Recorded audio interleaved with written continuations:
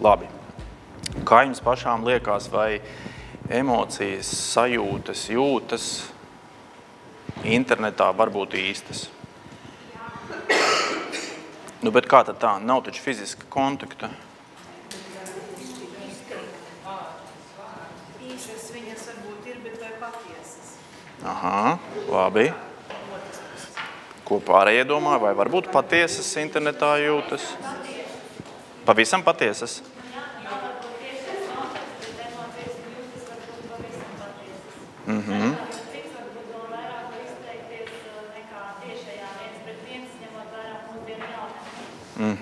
Jā, tā ir laba piezīme, jā, ka internets mums sniedz arī iespēju varbūt vaļsirdīgāk kaut ko pateikt vai brīvāk, nedomājot par kaut ko. Nu labi, to tad mēģināsim saprast, un lai mēs to arī saprastu, un jūs darbā strādājot ar bērniem un vecākiem, mums diezgan labi jāpārzina, kas tur notiek, ko tad viņi tur dara, kā viņi sarunājās.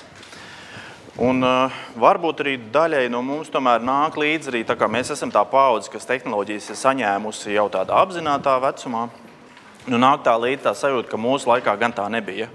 Un tad mēs visu kaut ko darījām. Tad, kad internets nebija, ko mēs darījām?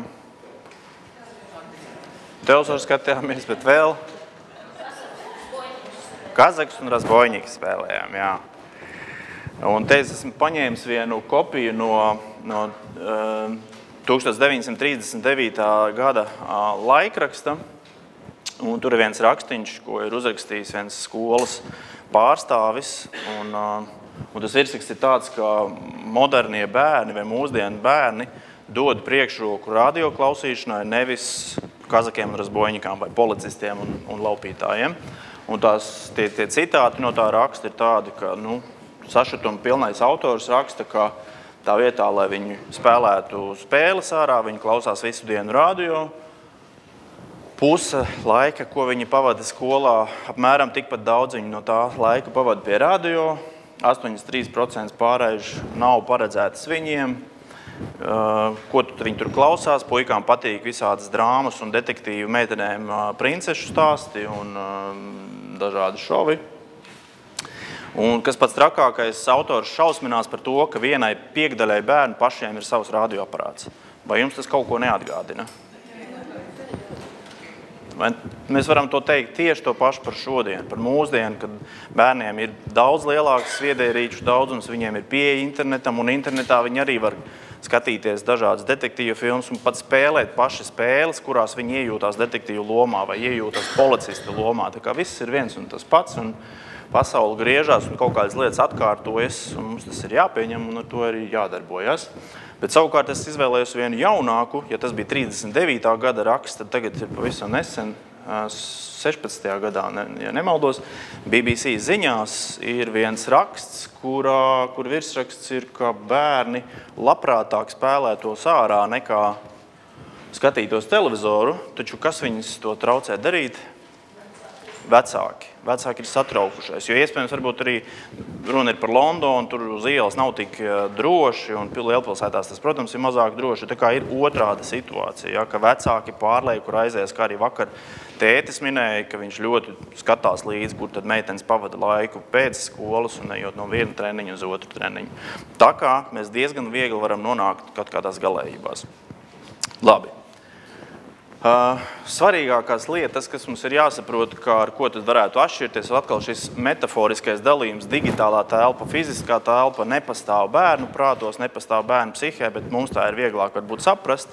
Un tās galvenās atšķirības ir tādas, ka mēs, kas esam diezgan labi slīpējuši savas prasmes, gan komunikāciju prasmes, gan attiecību veidošanu prasmes, tā sauktajā fiziskajā telpā, mums var pievilt tās prasmes kibertelpā, jeb digitālajā telpā, jo tur ir savādāki noteikumi. Tur kaut kas notiek ātrāk, kaut kas notiek anonīmi, kaut kas notiek arī citiem redzot, un tas viss var raisīt viens liels vai mazus pārdzīvojumus, gan labus, gan arī sliktus.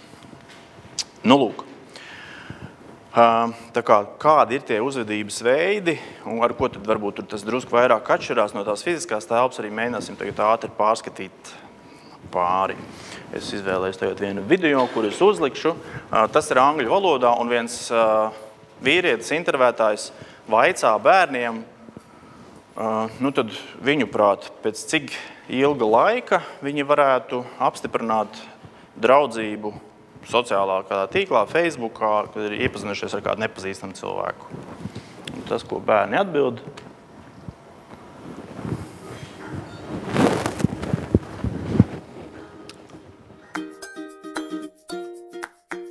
How long do you think you should date someone before calling them your girlfriend or boyfriend? Maybe at least, probably, I would go 4 days. 4 or 5 days. 6 dates. Until they tell you that they want to be with you. Maybe 1 year. Just like 1 day. 1 date? 1 day. How old are you? 7. At 7, wait 1 day to call someone your boyfriend or girlfriend. No. No, what? Tell me. Maybe 3. How did you come up with 7 or 8 months? Because if it was a few months, like 5 months, it would be too early.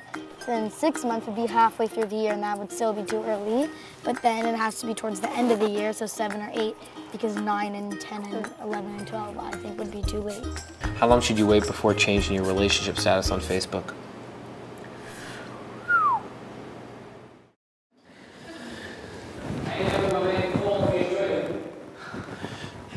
Nu tā, tad no vienas dienas līdz varbūt pat 1 gadam, un tās atšķirības, kā bērni tur skaidro, ir svarīgi, ja, vai tiešām ko es par to domāju. Ja, un tā nav vienkārši draudzība, tās ir tās romantiskās draudzības, un arī 7 gadus veca meitene par to domā, ka pēc 1 dienas jau īsti jau varētu labi tā kā nostiprināt to lietu, vai ne? Izmainot statusu Facebookā.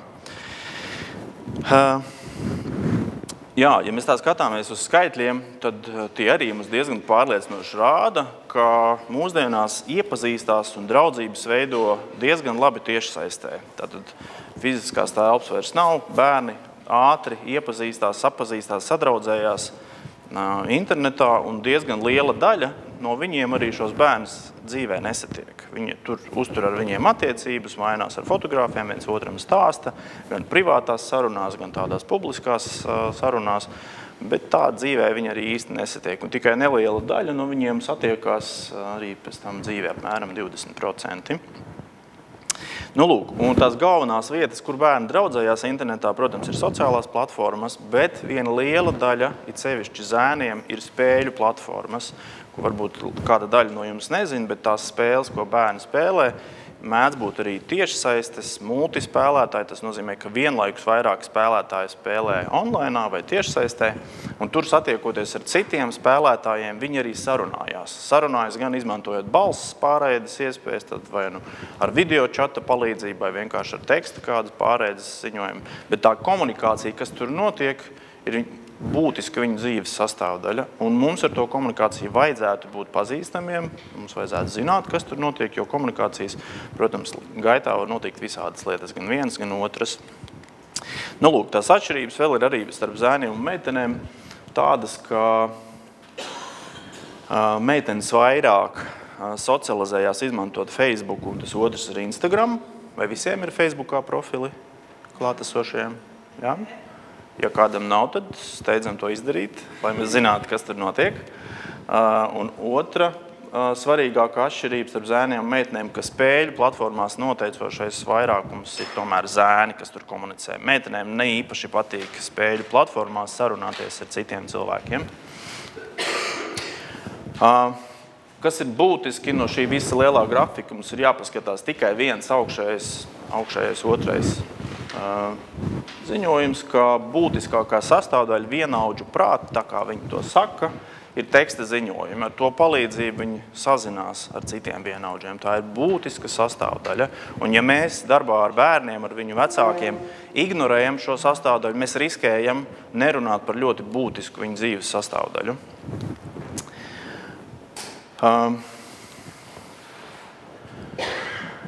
Kas ir svarīgi, tad arī bērni diezgan ātri identificējās ar šīm pasaulēm, ja mēs tā varam noteikt, sevišķi spēļu platformām, un tur viņiem ir savi, tur viņi, protams, ar saviem īstiem vārdiem nespēlē, viņiem tur ir saucamie niknējumi vai iesaukas, un tad liela daļa bērni bērnu, kuri spēlē šīs spēles, satiekoties ar citiem, sadraudzējoties, visu pirms nosauc savu niknējumu, nevis savu īsto vārdu.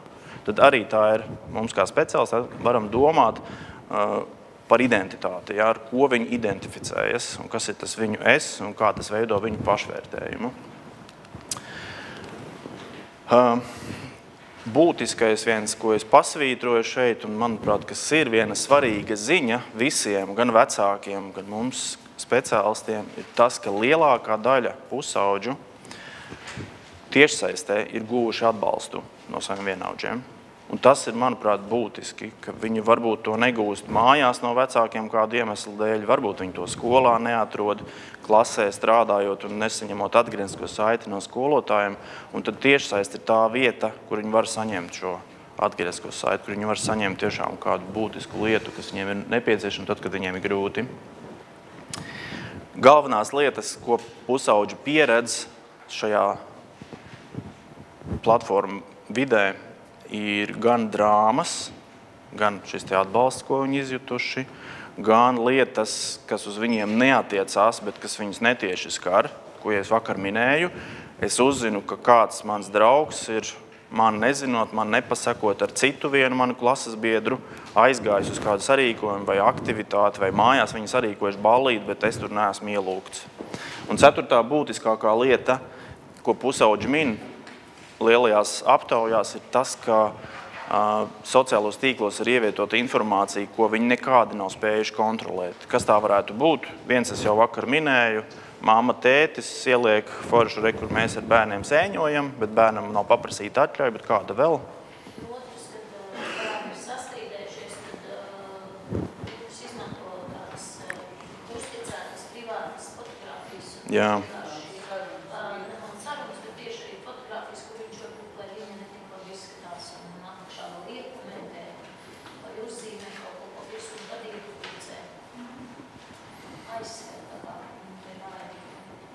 Jā, tieši tā. Dalīšanās ar to informāciju, kurā bērns ir iesaistīts bijis, tā varbūt arī gan attēla veidā, gan tekstuāla, kāda varbūt arī vēl kāda ignorēšana arī sociālos tīklos ir izteikta lieta.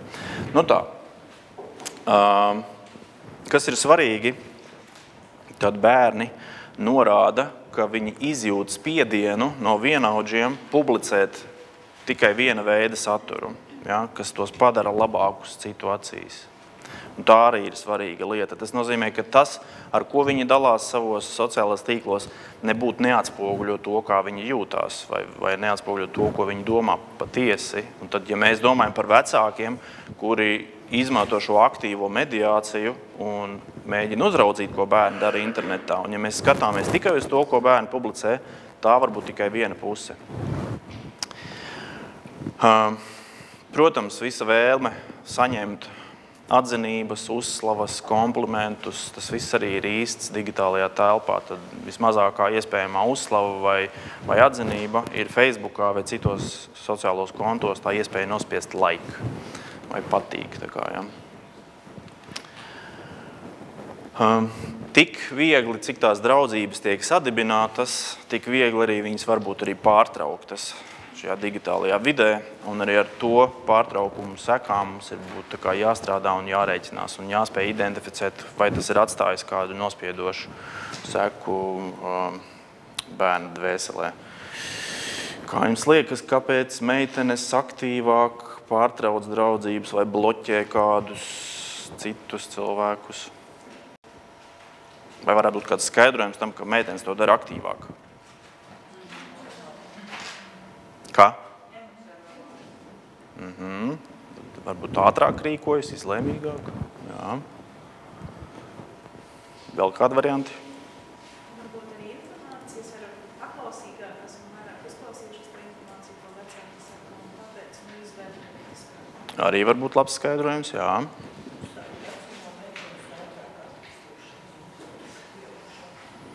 Es vienkārši saprotu, te nekāda draudzība nebūs, labāk uzreiz pārtrauc, nocērt un viss tā, ja?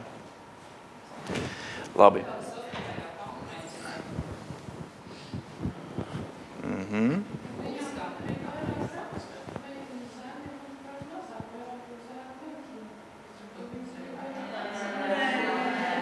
Aha, kāda ir pieredze?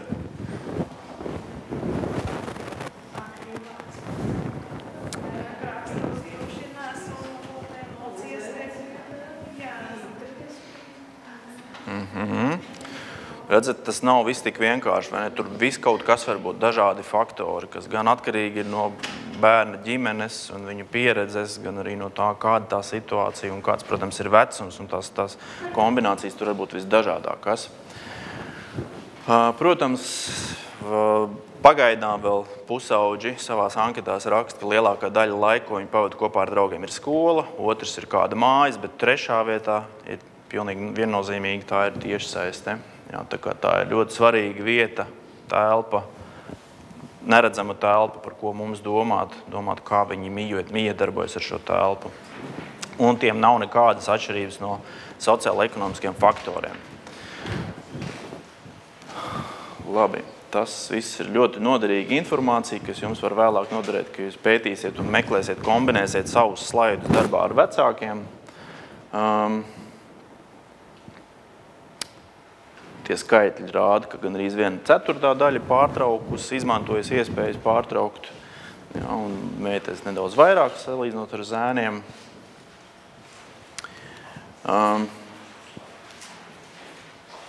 Par pārtraukšanas veidiem, tad jautāti par to, kāda veida draudzību pārtraukšana, kas ir nodibināta digitāli, ir pieņemama. Tāda pusauģi, kas vairāk uz 10 punktu pusi virzās, saka, ka tomēr vispieņemamākais veids būtu personīgi pārtraukt, kas it kā liekas loģiski pieklājīgi, bet diezgan liela daļa saka arī, ka tālruņa zvans arī ir pieņemams veids. Bet tas ir kā viņi saka, kā jums liekas, kā viņi patiesībā pārtrauc draudzības?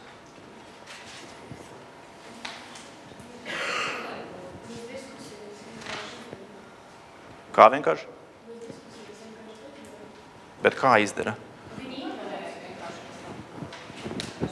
Neatbild uz vēstulēm, izslēdz no draugu loka, atdraugo, vēl.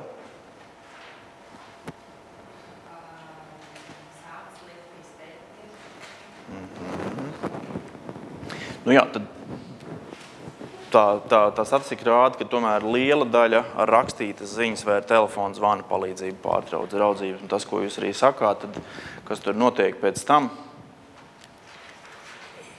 tie arī 3 smalki grafiki, ko varat pētīt pēc tam, kad ir laiks. Kāda veida emocijas var raisīt visu šīs uzvedības izpausmes digitālajā telpā? Tas, protams, ir vispirmkārtām dusmas, aizvainojums, naids, skumjas, greizsirdība, vēl kas, ko jūs vēl varētu minēt? Ja pārtrauc draudzību. Vilšanās. Vientulība.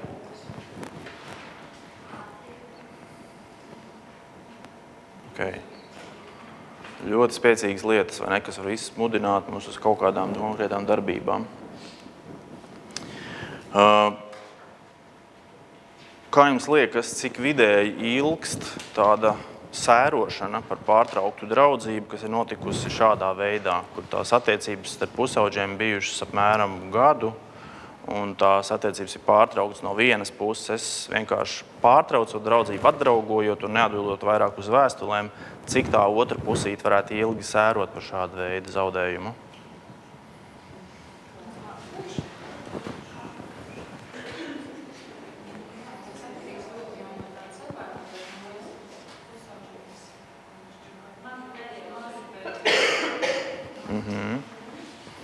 Vai tur varētu būt atšķirība, ja draudzība ir pārtraukta fiziskajā telpā un digitālajā telpā? Kādas?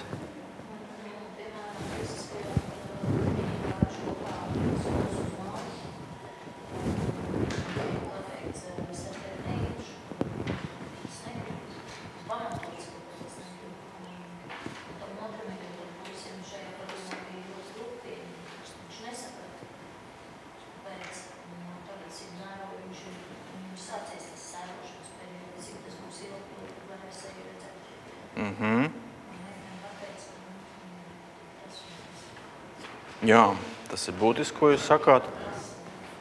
Jo digitālā telpa papildus fiziskai telpai sniedz iespēju vēl ilgi redzēt tās lietas, ko fiziskā telpā mēs varbūt nenovērotu. Tas, ko dara tas cilvēks pēc tam nākamajā savā dzīves periodā, vai kāda veida cita draudzības viņš apstiprina vai neapstiprina, kādas bildes liek, un tas viss var pastiprināt to sērošanas periodu.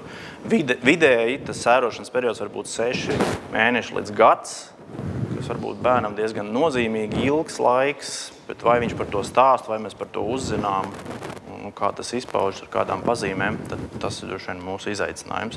Tad viena vēl ļoti jauna lieta, kas arī izmantojot sociālos tīklus, ir parādījusies uzvedības izpausmēs, ir iespēja kontrolēt. Ja fiziskā telpā es, protams, varu dežūrēt pie savas mīļākās meitenes nama un skatīties, vai viņi nāk ārā vai nenāk, un ja viņi nāk ārā, tad skriet klāt un kaut ko teikt, tad digitālajā telpā es varu kontrolēt to neredzami. Vai man ir iespēja darīt kaut kādu veidu citas darbības, piemēram, mēģināt izvilināt kādu paroli, bet par to jums droši vien vēlāk stāstīs drošs internets arī par šīm drošības lietām. Bet tā ir diezgan populāra lieta pagaidām Latvijā, cik es zinu, laikam nav tik izplatīta, bet Brazīlijā, Meksikā tā ir diezgan izplatīta lieta, kur zēni izprasa no meitenēm viņu sociālo tīklu paroles, lai tādā veidā kontrolētu šo draudzību vai tās attiecības. Un ja tā parole netiek dota, tad kas varētu notikt? Jā, un tad ko zēni dara?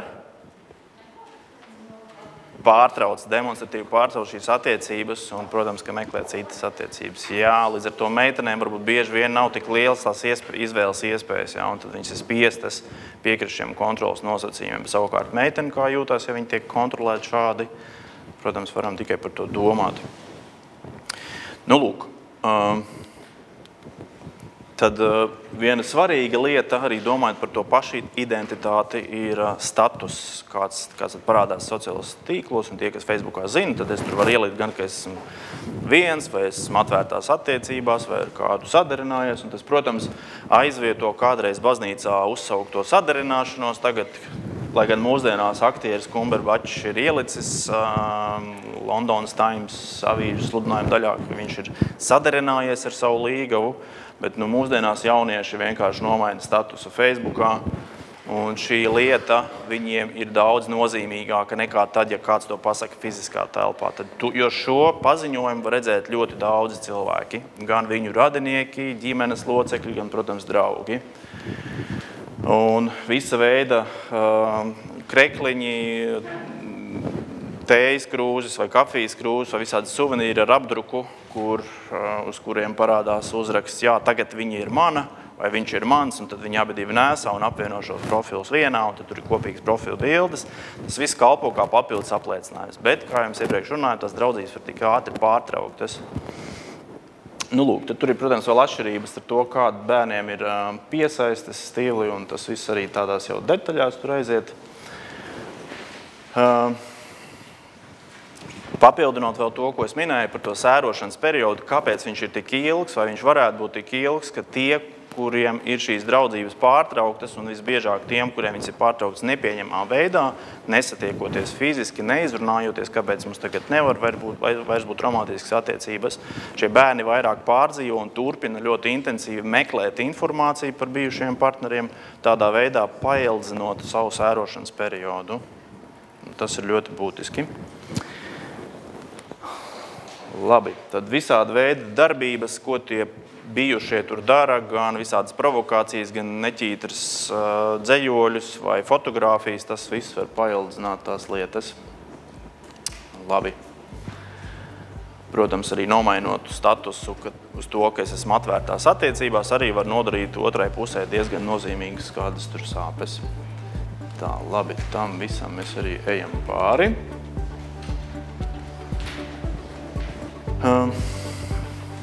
Labi. Tagad viens tāds uzdevums.